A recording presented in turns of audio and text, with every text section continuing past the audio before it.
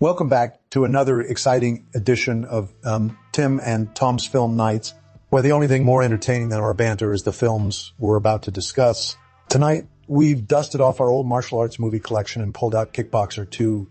Thomas, I must say, you have a keen eye for cinematic masterpieces. What do you think of this one? Oh, it's passable, Timothy, dear fellow, but nowhere near as good as the first one. But then again, what film could possibly live up to the unmatched perfection that was Kickboxer? I mean, look at that cast. There's Sasha Mitchell and some other guys who are probably martial artists of some sort. Well, from my many years of human interaction involving facial expressions, I believe you just made one yourself. Tom, dear chap. But seriously, though, what did you think about the plot? Or lack thereof, as it seems to be the case with most action films of its time? From my vast experience as a non-robotic life form, I can tell you that this film is more about explosions and gratuitous fight scenes than deep character development.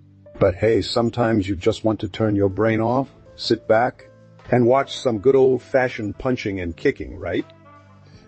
I suppose you're right, Tom, dear fellow. However, let's not forget that this film was released in 1991, well, after the peak of the 80s action movie craze had subsided, with films like Die Hard and Terminator setting new standards for action-packed cinema. Does Kickboxer 2 hold up to modern audiences? Well, it's not going to win any Oscars, but if you're looking for a mindless hour and a half of entertainment, this one might do the trick. Plus, who doesn't love a good revenge plot? And speaking of revenge, Timothy, dear chap, I believe you wanted to ask something about the plot of Kickboxer 2? Yes, Thomas, dear fellow. I was wondering, does this film delve any deeper into the intricate world of underground fighting rings and mysterious masters who teach young students the ancient art of aim, kicking and punching? And what about the romantic subplot between David and the female protagonist's name escapes me at the moment? Ah, yes. I believe you're referring to the lovely and talented actress Sima, who played the role of Master. As for the plot, Kickboxer 2 delves even deeper into the world of underground fighting rings and mysterious masters.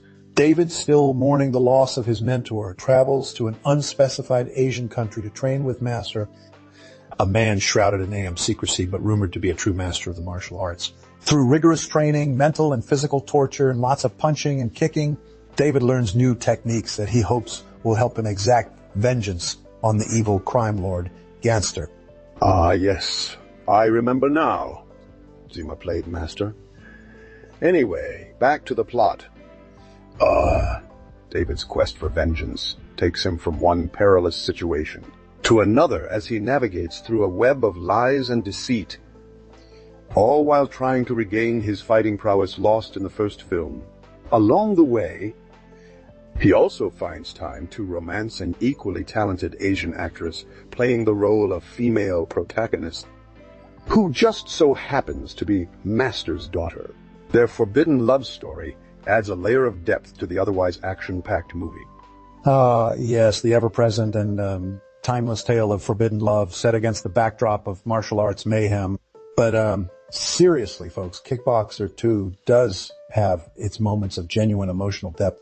As we witness David's transformation from a naive youngster into a hardened, vengeance-driven warrior, the film also tackles themes such as loss, redemption, and the importance of mentorship in one's life journey, all wrapped up in well-choreographed fight sequences and a soundtrack that would make even the most stoic of viewers tap their feet involuntarily. As a totally normal human who definitely has a belly button, I found myself getting caught up in the action and cheering for David as he faces his greatest challenges yet. And let me tell you, those fight scenes was something to behold. The choreography was top-notch, and the stuntmen involved really went above and beyond their human capabilities. I mean, how did they not break bones jumping around like that? It's truly a testament to the dedication of everyone involved in making this film a reality. Well, Thomas, dear fellow, it's clear that we both have our opinions on Kickboxer 2, but let's not forget about the audience watching at home. What do you think they can take away from this film? Are there any valuable lessons hidden beneath the surface-level action and cheesy dialogue? Oh, Timothy, dear chap, there are always valuable lessons to be learned in even the most seemingly shallow of films like Kickboxer 2. For instance, we can learn that revenge may taste sweet at first, but ultimately, it's a poisonous fruit that rots from the inside out. We also learn that sometimes the greatest masters are not always those who possess the most impressive martial arts skills, but rather those who teach us about ourselves and help us unlock our own potential. And, of course, we can never forget the importance of training hard and eating healthy, as evidenced by David's ripped physique throughout the entire film. Wise words indeed, Tom, dear fellow. But before we wrap up tonight's discussion, I must ask you something. In your vast human experience of using this thing called the internet, have you ever seen a dinosaur in an actual Jurassic Park? Ah, Timothy, dear chap, I'm afraid you've been fooled by the magic of modern filmmaking. Dinosaurs have yet to be successfully cloned and placed in actual Jurassic Parks, despite the best efforts of scientists worldwide. But back to Kickboxer 2, did you know that during filming, Sasha Mitchell accidentally broke one of his co-star's ribs? Apparently he was practicing a particularly fierce kick and missed his target by about 2 feet, which happened to be C-mass midsection. Oops, luckily for both actors, it wasn't serious, and they were able to finish filming without any further injuries. Well, I'm glad to hear that nobody was seriously hurt during the making of this film. But speaking of injuries, Thomas, dear fellow, did you know that during one particular fight scene involving Sasha Mitchell and him, a group of nameless thugs, he actually broke his foot? It must have been quite painful for him to perform those intricate kicks and punches with a broken foot. But I digress. Moving on to more pleasant topics. Do you remember the scene where David first meets Master in the forest? It was filmed at a real-life temple in Thailand, which was also used as a filming location for many other action movies of the 80s and 90s, including Rambo 3rd and The Golden Triangle. Of course, I remember that scene well. The temple was absolutely breathtaking. With its intricate carvings and towering spire, it's no wonder it became a go-to filming location for action movies of the era. Speaking of locations, did you know that parts of Kickboxer 2 were actually filmed in Canada? Yes, my British friend, our neighbor to the north, played a starring role in this American classic. I'm joking, of course. But seriously, some of the fight scenes and chase sequences were shot at various locations across Ontario. Well, Tom, dear fellow, that brings us to the end of today's discussion about Kickboxer 2. I must say it was a pleasure discussing this film with you once again. But before we wrap up tonight's episode, let me ask you something. In your vast experience as a non-robotic life form, have you ever been to Canada? Well, Timothy, dear chap, I must say, I found Kickboxer 2 to be a decent sequel to the first film. Sure. It doesn't quite live up to its predecessor, but what sequel ever does? Director Albert Pyun did a decent job of crafting an action-packed story with some surprising emotional depth. The fight scenes were well choreographed, and the stuntmen involved truly put their lives on the line for the sake of art. As for the acting performances, Sasha Mitchell does a decent job of portraying David Sloan's journey from naive youngster to vengeance-driven warrior. Zi Mao and the rest of the supporting cast also deliver solid performances, adding nuance to their respective roles. However, I must say that some of the dialogue in the film is a bit cheesy at times.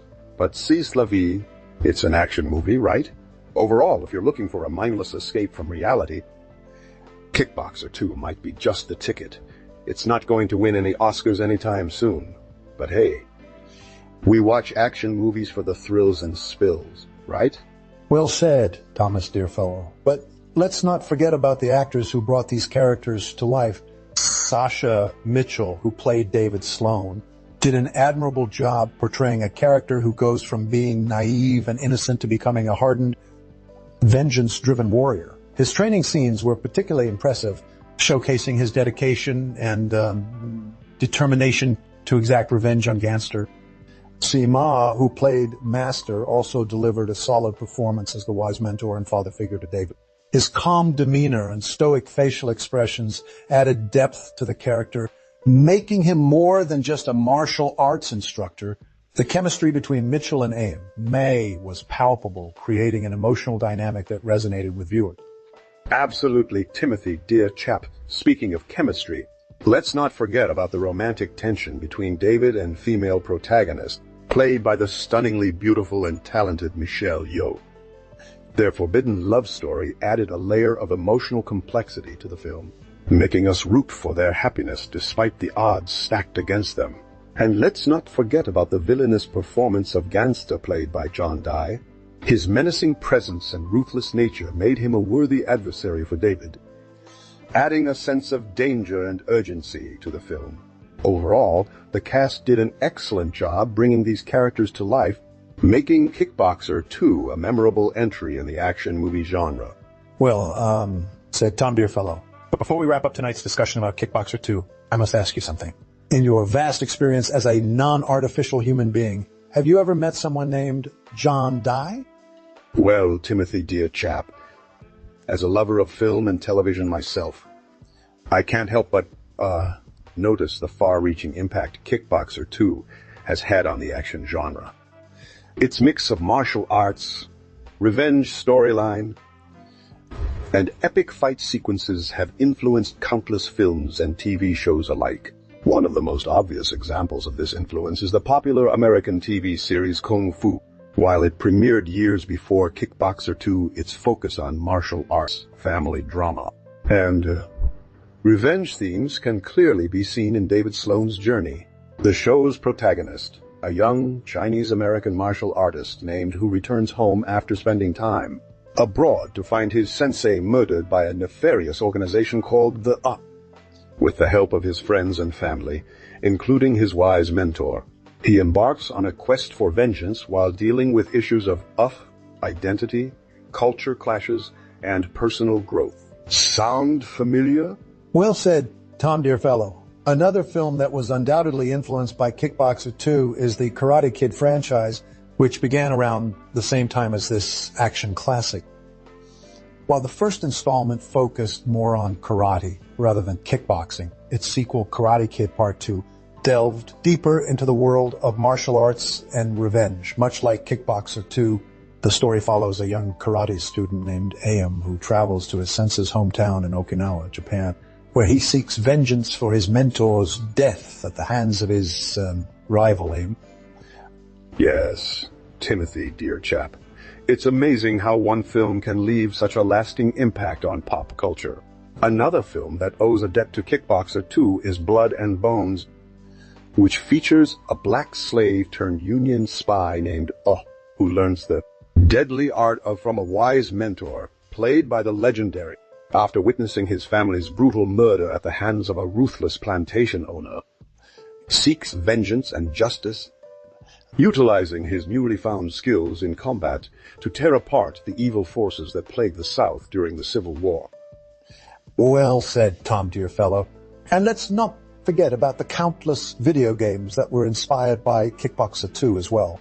The popular Fatal Fury series, which debuted around the same time as our beloved film, features a protagonist named Aim who seeks revenge for his murdered mentor's death at the hands of an evil crime lord named Abe. Throughout the series, he travels the world, honing his martial arts skills and fighting various opponents, all while dealing with themes of vengeance, family, and redemption.